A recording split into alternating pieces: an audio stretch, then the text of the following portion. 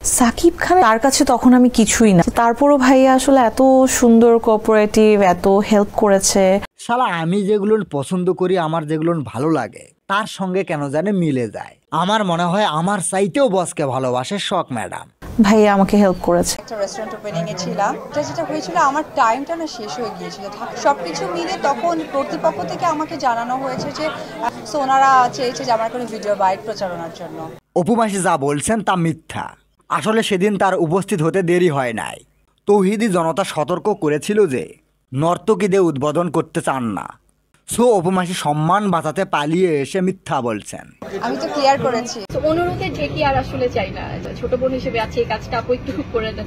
অনুরোধের ঢিকিতে পা দেবেন না বুবলি ম্যাডাম, যা করবেন সরাসরি, তবেই পাবলিক খাবে। মাসি আপনি বাসায় কি করেন? এসব কাজ তো মানুষ বাসায় করে, আর আপনি ক্যামেরার সামনে এসে এসব চুলকাচ্ছেন।